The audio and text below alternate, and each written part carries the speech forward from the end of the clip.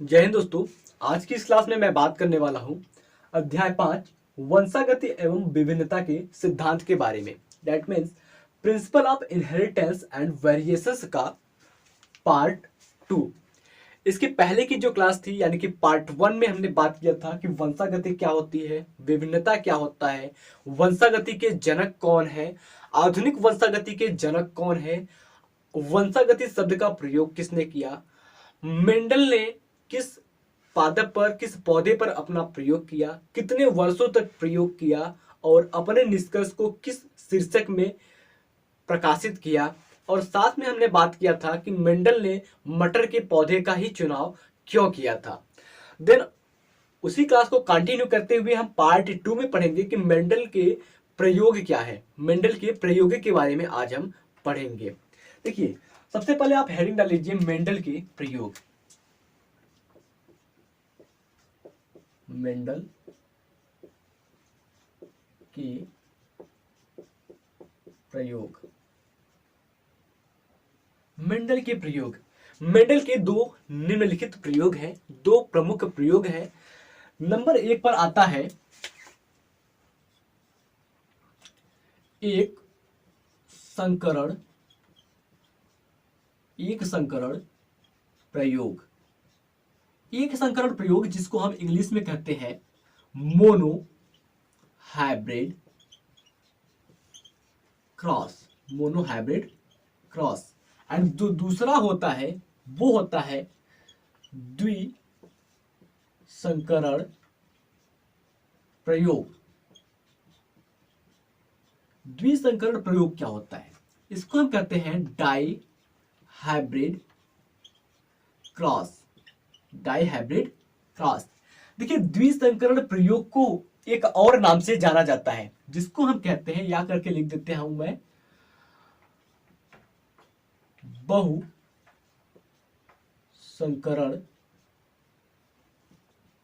प्रयोग। क्या कहते हैं? बहु संकरण प्रयोग, यानी कि multiple hybrid cross. Multiple hybrid cross. तो ये दो प्रमुख प्रयोग है मेंडल साहब के। चलिए, इसमें हम नंबर 1 पर बात कर लेते हैं। पहले प्रयोग के बारे में जान लेते हैं, एक संकरण प्रयोग जिसको हम मोनो हाइब्रिड क्रॉस के नाम से जानते हैं। ये मोनो हाइब्रिड जो क्रॉस होता है वो क्या होता है?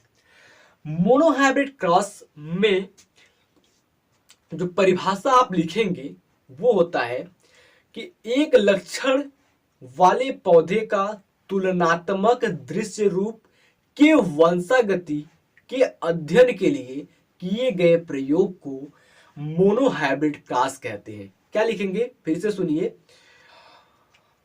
एक लक्षण वाले पौधे के तुलनात्मक दृश्य रूप के वंशागति के अध्ययन के लिए किए गए प्रयोग को एक संकरण प्रयोग कहते हैं। ठीक है, स्पष्ट हुआ?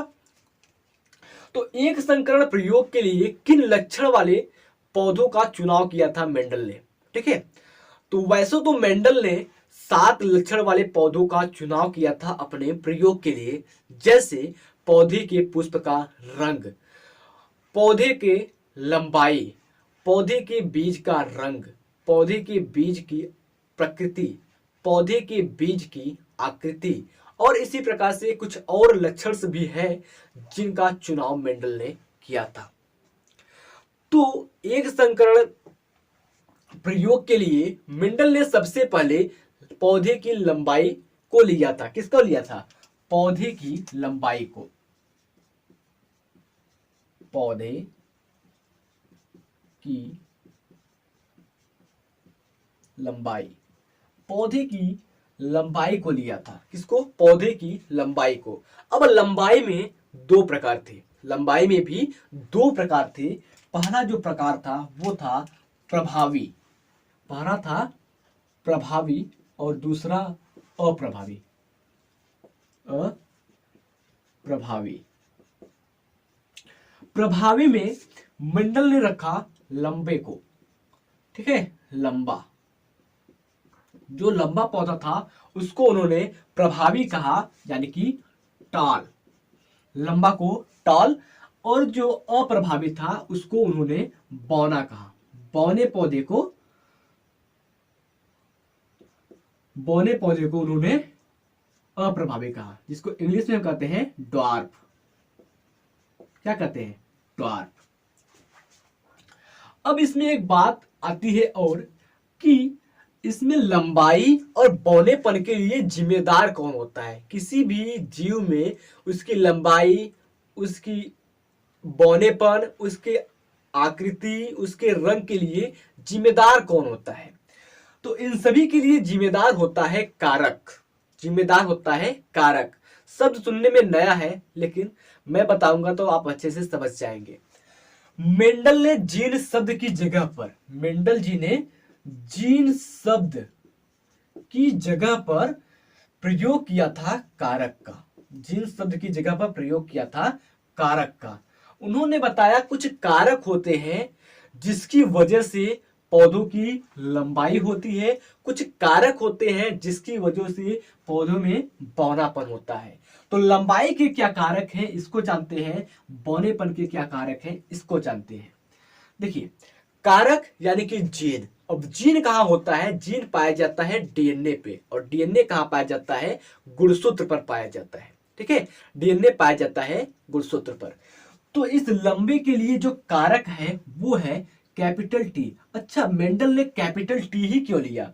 मेंडल जी ने कैपिटल टी लिया क्योंकि इस लंबे का जो अंग्रेजी होता है, इंग्लिश होता है, वो होता है टॉल।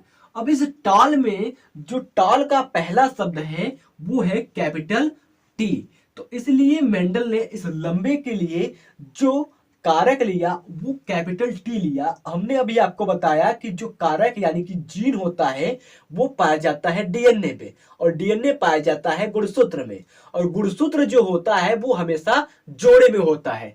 जैसे कि अगर हम मनुष्यों की बात करें तो मनुष्य में जो गुणसूत्र की संख्या होती है वो होती है 46, यानी कि 23 जोड़ी। कितनी होती है?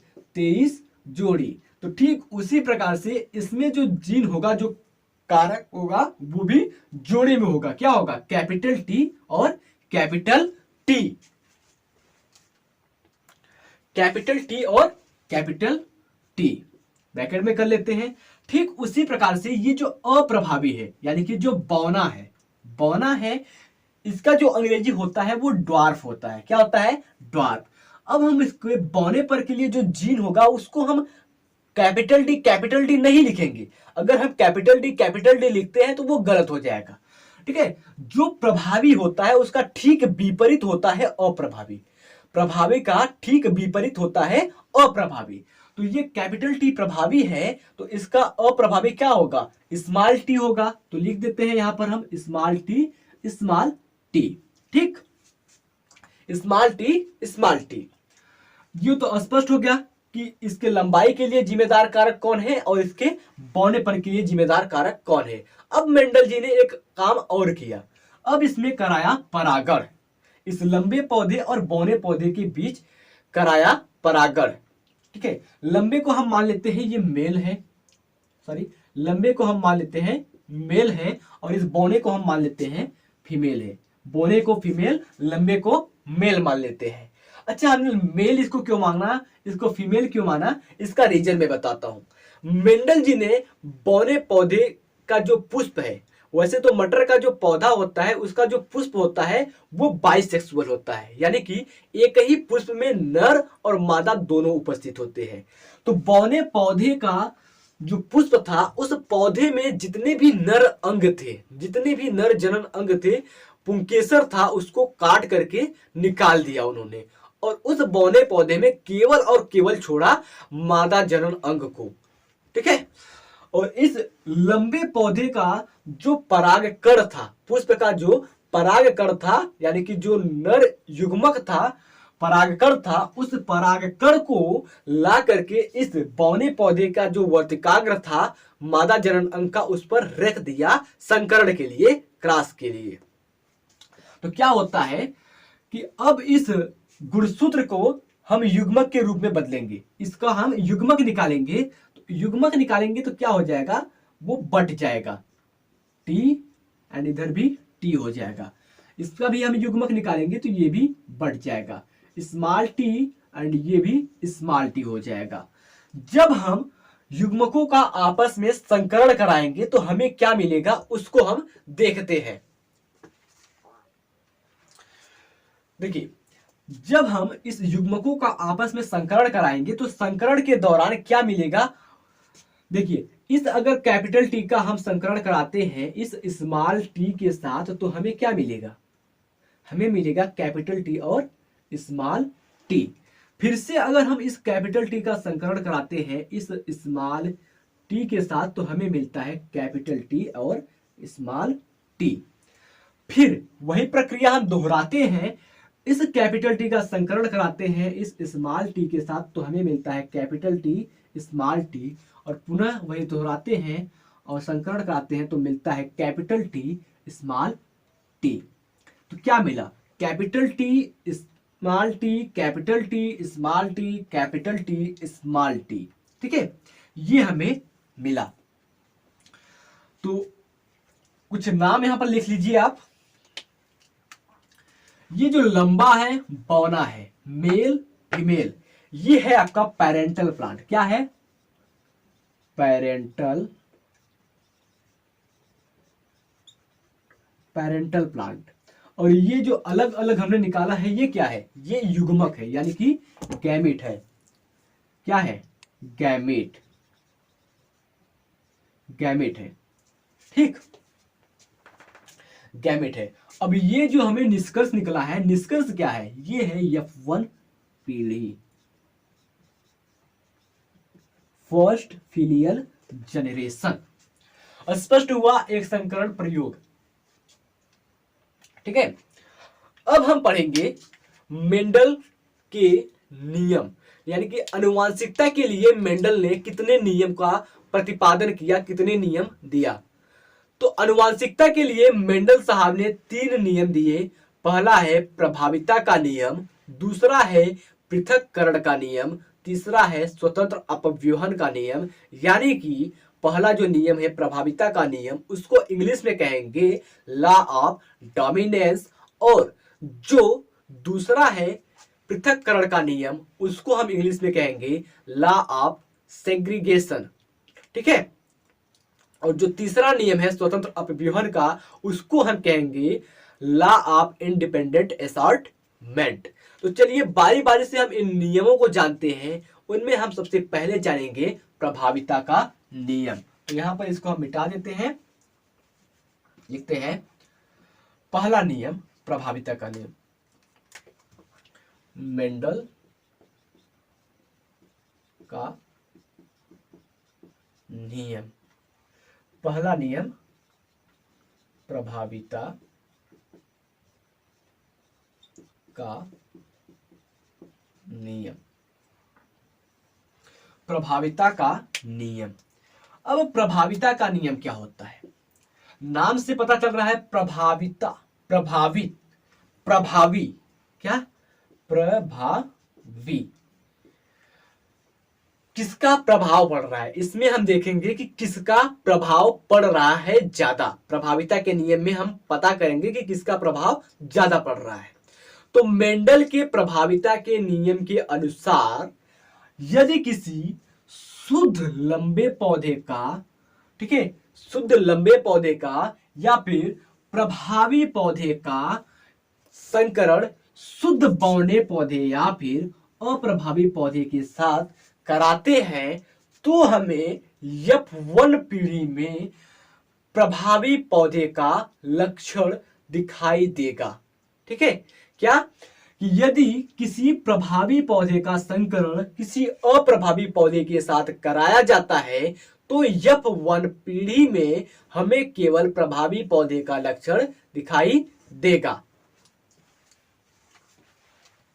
ठीक है, तो सेम प्रोसेस जो एक संकरण प्रयोग में हुई वही हूबहू प्रोसेस इस प्रभावीता के नियम में होगी।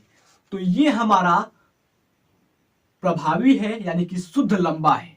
ठीक है, शुद्ध मिटा देते हैं, काफी अच्छा जगह हो जाएगा तो लिखने में आसानी होगी। ये है शुद्ध लंबा और ये है शुद्ध बौना। शुद्ध लंबे पौधे का हमने युग्मक निकाला, यानी कि कैपिटल टी का युग्मक निकाला तो हमें मिला capital T and capital T. शुद्ध बौने पौधे का हमने युग्मक निकाला तो हमें मिला small T and small T. जब हम कैपिटल टी और स्मॉल टी का संकरण कराए, क्रॉस कराए, तो हमको मिला कैपिटल टी स्मॉल टी। पुनः इस कैपिटल टी और इस स्मॉल टी का हमने संकरण कराया तो हमको मिला कैपिटल टी स्मॉल टी। फिर से हमने इस कैपिटल टी और इस स्मॉल टी का संकलन कराया तो हमें मिला कैपिटल टी स्मॉल टी। और फिर से हमने इस कैपिटल टी का संकलन इस स्मॉल टी के साथ कराया तो हमको मिला कैपिटल टी स्मॉल टी। तो ये जो इसमें प्रभावी लक्षण है, देखिए कैपिटल टी है, ठीक है, प्रभावी कौन है, कैपिटल टी प्रभावी है, कैपिटल टी प्रभावी है, इस सभी में कैपिटल टी प्रभावी है। तो कैपिटल टी किसका है, कैपिटल टी है प्रभावी लक्षण लंबे पौधे का। तो ये हो जाएगा लंबा, क्या हो जाएगा, लंबा, ये भी हो जाएगा लंबा,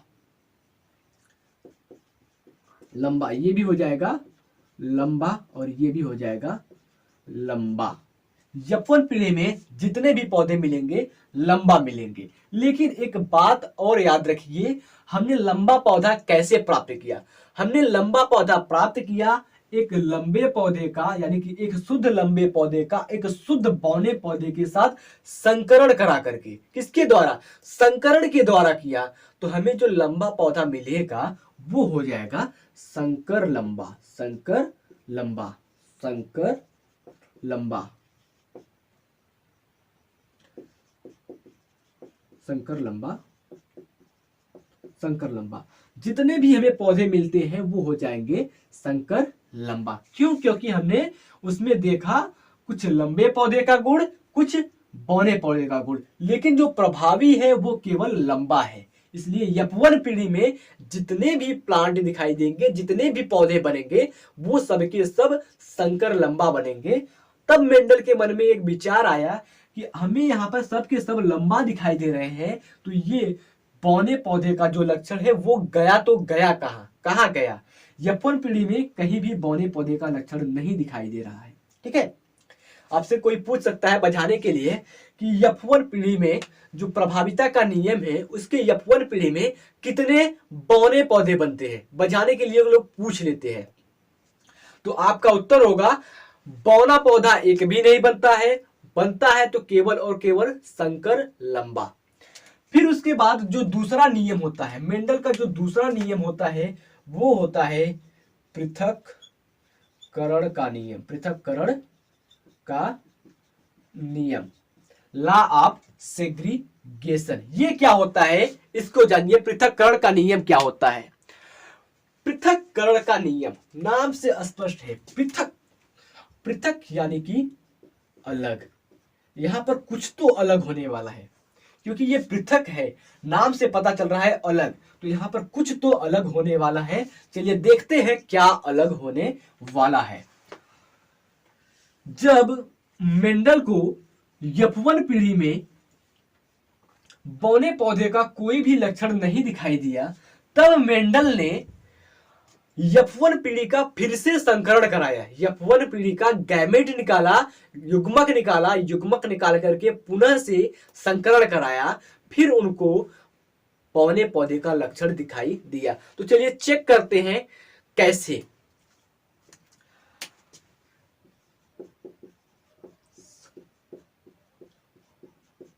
ठीक है, संकर लंबा ये यौवन पीढ़ी का है, संकर लंबा किसका है, यौवन पीढ़ी का, यौवन पीढ़ी का ये संकर लंबा है। अब यौवन पीढ़ी का फिर से संकरण कराना है तो हम क्या करेंगे, इस कैपिटल टी और स्मॉल टी का हम युग्मक निकालेंगे, कैपिटल टी और ये बन जाएगा स्मॉल टी। इस कैपिटल टी स्मॉल टी का हम युग्मक निकालेंगे तो स्मॉल टी और ये कैपिटल टी बन गया। जिस प्रकार से हमने यहां पर संकरण कराया था ठीक उसी प्रकार से हम यहां पर भी संकरण कराएंगे। तो इस कैपिटल टी का जब संकरण हम इस स्मॉल टी के साथ कराते हैं तो मिलता है, सॉरी, इस कैपिटल टी का संकरण हम इस कैपिटल टी के ही साथ कराएंगे तो हमको मिलेगा कैपिटल टी, कैपिटल टी। पुनः जब हम इस कैपिटल टी का संकरण कराते हैं इस स्मॉल टी के साथ तो हमको मिलता है कैपिटल टी स्मॉल टी। अब हम स्मॉल टी का संकरण इस कैपिटल टी के साथ कराएंगे तो हमको मिलेगा capital T small T. Then अब बचता है दोनों स्मॉल टी। ये स्मॉल टी और ये स्मॉल टी जब आपस में इनका हम संकरण कराएंगे तो बन जाएगा स्मॉल टी। तो देखिए यहां पर ये वाले बौने पौधे का जो लक्षण है वो प्रदर्शित हो रहा है, दिखाई दे रहा है। तो इससे यह निष्कर्ष निकलता है कि यदि किसी पौधे का जो लक्षण है या F1 पीढ़ी में नहीं दिखाई देता है तो अगली पीढ़ी में दिखाई देगा। ठीक है, दिखाई देगा। अब यहां पर एक बात बनती है, एक क्वेश्चन बनता है कि पृथक्करण के नियम में जो जीन रूप है वो क्या है, जो दृश्य रूप है वो क्या है। अब आपके मन में विचार आता होगा कि ये जीन रूप क्या होता है और ये दृश्य रूप क्या होता है। चलिए जान लेते हैं। जो जीन रूप होता है, पृथक्करण के नियम में जो जीन रूप होता है, जीन रूप जो होता है वो होता जरूर है लेकिन दिखाई नहीं देता है, होता जरूर है लेकिन दिखाई नहीं देता है। और दृश्य रूप नाम से स्पष्ट है, दृश्य यानी कि दिखाई देता है, विजुअलाइज है, दृश्य यानी कि दिखाई देता है। तो जीन रूप में हम क्या देखेंगे, तो जीन हमने क्या बताया था, लंबे पौधे के लिए जिम्मेदार कौन होता है, किसी पौधे की जो स्वभाव होती है या फिर किसी व्यक्ति का जो स्वभाव होता है उसके लिए जिम्मेदार होता है जीन यानी कि कारक। ठीक है, कारक। तो लंबे पौधे के लिए जो कारक है, जो जीन है वो क्या है, कैपिटल टी है। तो कैपिटल टी ये यहां पर एक कैपिटल टी है और इसमें जो संकर पौधे के लिए जिम्मेदार जो कारक है, जो जिम्मेदार जीन है वो क्या है, कैपिटल टी स्मॉल टी। तो इस लंबे पौधे का जो जीन है वो है कैपिटल टी। तो यहां पर हम लिख देते हैं लंबा, और स्मॉल टी कैपिटल टी जो है वो है संकर लंबा का। तो यहां पर हम लिख देते हैं दोनों का मिला करके संकर लंबा।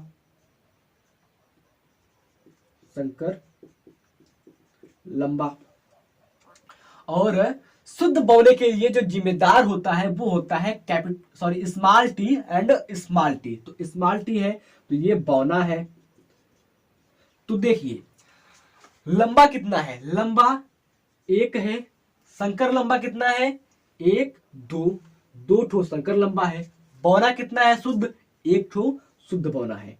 तो क्या देखा हमने, एक देखा शुद्ध लंबा, एक देखा शुद्ध बौना, दो देखा संकर लंबा। तो ये हो जाएगा इसका जीन रूप।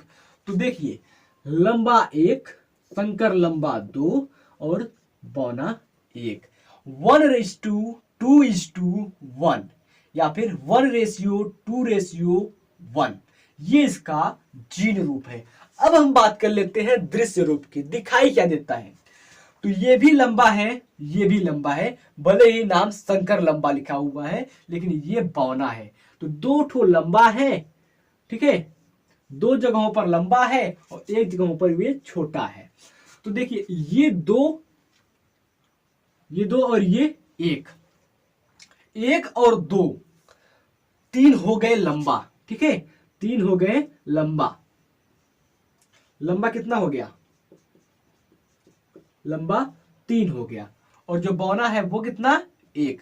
तो इसका दृश्य रूप क्या हो जाएगा, 3 लंबा एंड 1 बौना। तो दृश्य रूप हो जाएगा 3:1। 3:1 हो जाएगा इसका दृश्य रूप, 3 लंबा 1 बौना। और जीन रूप की बात करें तो 1 शुद्ध लंबा, 2 संकर लंबा, 1 शुद्ध बौना। मैं आशा करता हूं कि ये जो क्लास है वो आपको अच्छे से समझ में आई होगी और अच्छा लगा होगा। सो दोस्तों क्लास अच्छा लगा तो प्लीज वीडियो को लाइक कीजिए, चैनल पर नए हैं तो चैनल को सब्सक्राइब करके बेल आइकन को प्रेस कर लीजिए ताकि हर क्लास का नोटिफिकेशन आपको मिलता रहे। मिलते हैं आपसे नेक्स्ट वीडियो में, तब तक के लिए जय हिंद, जय भारत।